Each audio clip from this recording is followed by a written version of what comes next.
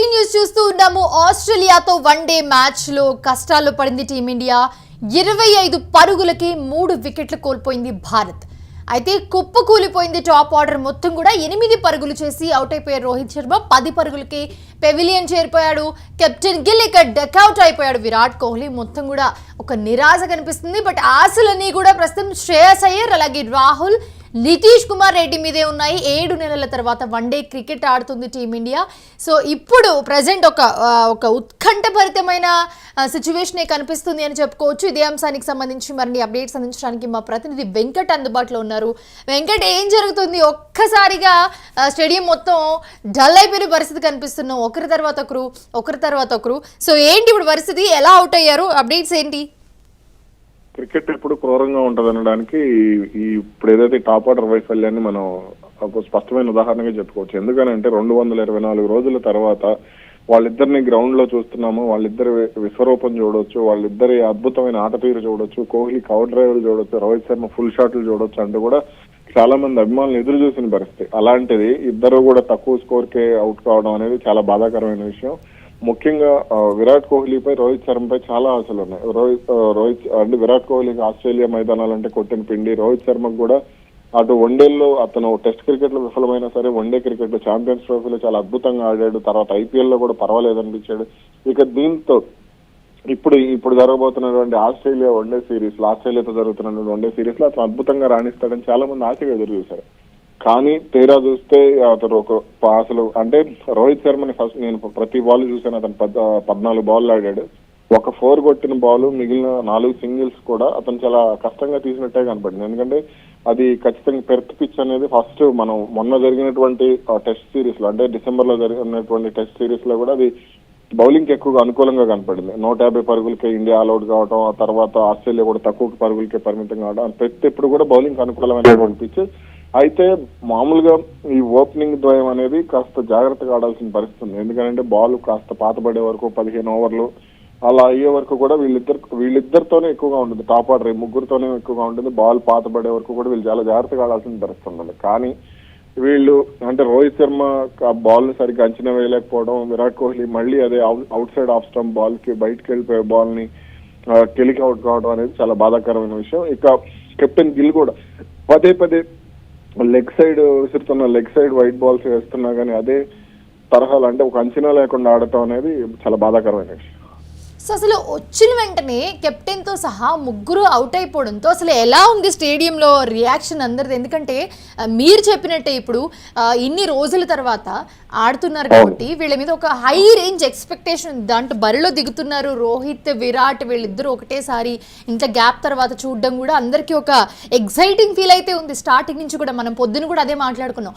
But కేవలం minimum పరుగులు కూడా తీయకుండా 8-10 పరుగులకి డెకౌట్ అయిపోయి ఇట్లా ముగ్గురు ఒకటేసారి లైన్ గా అయిపోవడంతో అసలు ఎలా ఉండింది అసలు స్టేడియంలో? అప్పుడు మన కామెంటరీ చూస్తే మ్యాచ్ స్టార్ట్ అయ్యే ముందు ఆడమ్ గిల్క్రిస్ట్ ఒక మాట అన్నాడు. ఇండియన్ ఫ్యాన్స్ అందరూ అంటే ఇండియన్ ఫ్యాన్స్ కొన్న టికెట్స్ లో ఇండియా ఫ్లాగ్స్ అన్ని కూడా 80% విరాట్ కోహ్లీ, రోహిత్ శర్మను చూడటానికే వచ్చారు. వాళ్ళలో అంటే 80% అభిమానులు వాళ్లే ఉన్నారు అనేది అతను అభిప్రాయపడ్డాడు. నిజంగా టీవీలు చూసిన వాళ్ళలో కూడా 80 కాదు, నా దృష్టిలో అయితే 95+% వీళ్ళిద్దరిని చూడటానికే క్రికెట్ చూసిన చాలా మంది ఉన్నారు. కానీ వాళ్ళిద్దరూ విఫలం కావడం అనేది చాలా బాధాకరమైన విషయం. నేను రోహిత్ శర్మ ముందు నుంచి కూడా అతను ఆస్ట్రేలియా మైదానాల్లో అతను ఎప్పుడు ఇబ్బంది పడుతున్నాడు. కానీ ఆస్ట్రేలియా పైన తొలి డబుల్ సెంచరీ చేశాడు. ఇవన్నీ కూడా బాగున్నా సరే అతను అంటే చాలా రోజుల తర్వాత అటు ప్రాక్టీస్ కూడా రోహిత్ శర్మకు సరైన సమయం దొరికింది. అయినా సరే రోహిత్ శర్మ ఫెయిల్ అవడం అంటే ఫిట్నెస్ పరంగా రోహిత్ శర్మ ఇబ్బంది లేదు, కానీ బంతిని అంచనా వేయటం. హేజిల్వుడ్ ఎప్పుడు కూడా బౌన్సర్లు వేస్తూ ఉంటాడు. ఆ బౌన్సర్లు అంచనా అతను యార్కర్ల కంటే కూడా స్టార్క్ నుంచి యార్కర్లు వస్తే హేజిల్వుడ్ నుంచి బౌన్సర్లు వస్తాయి. ఈ బౌన్సర్లను షార్ట్ పిచ్ బాల్స్ ని అంచనా వేసుకోవడం అనేది అత్యంత కీలకం. కానీ ఈ విషయంలో రోహిత్ శర్మ ఫెయిల్ కావడం, అలాగే ఏదైతే టెస్ట్ కెరీర్ ముగిసిపోవడానికి కారణమైందో outside off stump ball, అదే బాల్ కి ఇప్పుడు విరాట్ కోహ్లీ అవుట్ కావడం అనేది చాలా బాధాకరమైన విషయంగా చెప్పుకోవాలి. ఇక అటు శుభ్మన్ గిల్ ముందు నుంచి కూడా నేను ముందే అనుకున్నాను శుభ్మన్ గిల్ ఆస్ట్రేలియాలో ఫెయిల్ అవుతాడు ఖచ్చితంగా. అతని మీద కెప్టెన్సీ ఒత్తిడి కంటే కూడా అతను ఆల్రెడీ ఇంగ్లాండ్ లో జయించాడు. కానీ ఏదైతే ఈ సీమ్ కు అనుకూలంగా ఉండేవి, ఇంగ్లాండ్ మైదానాలు స్వింగ్ కు అనుకూలంగా ఉంటాయి, ఆస్ట్రేలియా మైదానాలు సీమ్ కు అనుకూలంగా ఉంటాయి. బంతి చాలా వేగంగా రెస్పాండ్ అవుతూ ఉంటుంది అక్కడ గాలికి కానీ, లేదంటే అక్కడ మైదానాల స్వభావానికి కానీ, ఆ మట్టి స్వభావానికి.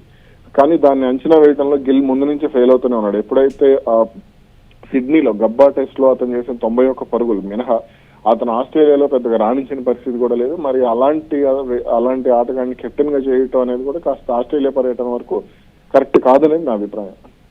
సో ఇప్పుడు మరి నెక్స్ట్ స్టెప్ ఎలా ఉండబోతుంది వీళ్ళది? బరిలో ఎవరు దిగబోతున్నారు? ఇప్పుడు శ్రేయాస్ మీద, నితీష్ మీదనే బోల్డ్ అని ఆశలు ఉన్నాయి అందరికీ. అసలు ఆశలన్నీ కూడా ఇప్పుడు కేఎల్ రాహుల్, శ్రేయాస్ అయ్యర్ మీదే ఉన్నాయనేది నా అభిప్రాయం. అలాగే వాషింగ్టన్ సుందర్ కూడా అతను అద్భుతమైన ఆటగాడు. ఎందుకంటే మనం అతను ఇంగ్లాండ్ లో చూసాం, ఇంగ్లాండ్ లో తొలి టెస్ట్ సెంచరీ చేశాడు. అలాగే ఇప్పుడు ఆస్ట్రేలియాలో కూడా గత ఏడాది ఆస్ట్రేలియా పర్యటనలో కూడా అతను బ్యాటింగ్ లో చాలా మెరుగ్గా రాణించాడు. కాబట్టి ఇప్పుడు అతని మీద అంటే వన్డే క్రికెట్ లో అతను ప్రూవ్ చేసుకోవడానికి అతనికి అవకాశాలు కూడా చాలా తక్కువ వచ్చినాయి. ఇప్పుడు జరగబోతున్నటువంటి మ్యాచ్ లో అతను కూడా కీలకం కానున్నాడు. ఎందుకంటే ఇప్పుడు ప్రస్తుతం మనం చూసుకుంటే శ్రేయాస్ అయ్యర్, అక్షర్ పటేల్ మాత్రం క్రీజ్ లో ఉన్నారు. అక్షర్ పటేల్ ఎంతవరకు రాణిస్తాడని చెప్పలేని పరిస్థితి. అంటే లెఫ్ట్ అండ్ రైట్ కాంబినేషన్ కోసం వికెట్ల పతనాన్ని అడ్డుకోవడానికి మాత్రమే అక్షర్ పటేల్ పంపించడం జరిగింది లెఫ్ట్ అండ్ రైట్ కాంబినేషన్ లో. అయితే కేఎల్ రాహుల్ రావాల్సింది. అయితే నా అభిప్రాయం ప్రకారం శుభ్మన్ గిల్ 4వ స్థానంలో ఆడి, అంటే ప్రస్తుతానికి ఆస్ట్రేలియా వరకు కూడా శుభ్మన్ గిల్ 4వ స్థానంలో ఆడి, శ్రేయాస్ అయ్యర్ 5వ స్థానానికి మారి కేఎల్ రాహుల్ 2వ స్థానం అంటే ఓపెనింగ్ వస్తే చాలా బాగుంటుంది అనేది నేను అనుకుంటున్నాను. ఇక ఇప్పుడైతే ప్రస్తుతానికి వాషింగ్టన్ సుందర్, నితీష్ కుమార్ రెడ్డి, అలాగే శ్రేయాస్ అయ్యర్, అక్షర్ పటేల్ మీదనే భారం అంతా ఉంది. వీళ్ళు ఎంతవరకు రాణిస్తారు? ముఖ్యంగా రాహుల్ కి ఆస్ట్రేలియా మైదానాలు చాలా అనుకూలంగా ఉంటాయి. అతను బ్యాటింగ్ టెక్నిక్ కూడా సరిగా సరిపోయే మైదానాలు ఆస్ట్రేలియా మైదానాలు. కాబట్టి అతను ఎంతవరకు రాణిస్తాడు అతని మీద. అతను అప్పుడు ఫస్ట్ వర్షం గ్యాప్ వచ్చింది, ఫస్ట్ ఇంటర్వెల్ లో మాకు పిచ్ మీద కవర్స్ తీసుకొచ్చినప్పుడు అతను వెళ్ళి బ్యాటింగ్ ప్రాక్టీస్ చేయడానికి వెళ్ళిపోయాడు. సో అదంతా కూడా చాలా బాగా అనిపించింది. అంటే పిచ్ కఠినంగా ఉంది కాబట్టి నేను ఈ బాల్స్ ప్రాక్టీస్ చేయాలనుకున్నాడు. అతను వెళ్ళి బౌలింగ్ మెషిన్ మీద బాల్స్ ప్రాక్టీస్ చేసి మళ్ళీ వెనక్కి మ్యాచ్ స్టార్ట్ అయిన తర్వాత మళ్ళీ వెనక్కి రావడం జరిగింది. ఇంకా మరి ఇప్పుడు కూడా అతను ప్రాక్టీస్ లోనే ఉన్నాడు. కాబట్టి కేఎల్ రాహుల్ ఎంతవరకు ఈ రోజు నిలబడతాడు, ఎంతవరకు రాణిస్తాడు అనే దానిపైన భారత్ విజయ అవకాశాలు అయితే ఆధారపడాలి.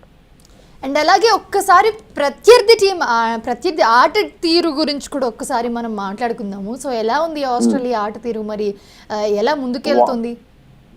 ఇప్పుడు భారత్ లో మ్యాచ్లు జరిగితే భారత్ కు అనుకూలంగా ఉంటుంది, ఆస్ట్రేలియాలో మ్యాచ్లు జరిగితే ఆస్ట్రేలియాకు అనుకూలంగా ఉంటుంది, ఇంగ్లాండ్ లో జరిగితే ఇంగ్లాండ్ కు అనుకూలంగా ఉంటుంది.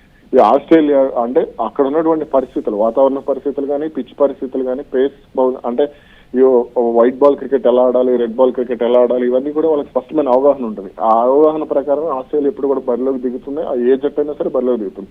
ఇప్పుడు జరుగుతున్నటువంటి మ్యాచ్ లో వాళ్ళ పక్క ప్రణాళిక, అసలు ఫీల్డింగ్ అటు కవర్స్ లో కానీ లేదంటే లెగ్ స్లిప్ ఇవన్నీ కూడా చాలా పక్కాగా ప్లాన్ చేసి చాలా ప్లాన్ అంటే స్టార్క్ బౌలింగ్ లో కోహ్లీ అవుట్ అయిన విధానం చూస్తే అసలు ఆ ఫీల్డింగ్ కూడా చాలా, అంటే వాళ్ళు మొత్తం కూడా ఆఫ్ సైడ్ పెట్టిన ఫీల్డర్స్ అందరినీ కూడా మెరికల్ లాంటి ఫీల్డర్స్ పెట్టారు. కుహ్నేమన్ కానీ, తర్వాత వీళ్ళందరూ కాలనీల్ కానీ, వీళ్ళందరూ కూడా చాలా అద్భుతమైన fielders. Mitch Marsh leg slip కే ప్రిఫర్ చేస్తూ ఉంటాడు, గల్లీలో ప్రిఫర్ చేస్తూ ఉంటాడు. వీళ్ళందరినీ కూడా అసలు ఫీల్డింగ్ నాకు చాలా బాగా అనిపించింది. Right, thanks for the updates Venkat. చూస్తూ ఉన్నాము ప్రస్తుతం టీమిండియాలో ఒకరి తర్వాత ఒకరు ఎవరైతే ముందుకెళ్తారో, అసలు ఆటలో రఫ్ ఆడిస్తారనుకున్నారో, విరాట్ కోహ్లీ డకౌట్ అయిపోవడం, అలాగే శుభ్మన్ గిల్ తర్వాత మళ్ళీ వెంటనే సిరాజ్ ఒకరి తర్వాత ఒకరు అవుట్ అయిపోవడం ఒక డిసప్పాయింట్మెంట్ గురి చేస్తుందని చెప్పొచ్చు. బట్ చూడాలి, ఇంకా మ్యాచ్ ఉంది కాబట్టి చూడాలి మరి మిగతా ప్లేయర్స్ ఎలా ఆడతారు, ఎలా ముందుకెళ్తారనేది చూడాలి.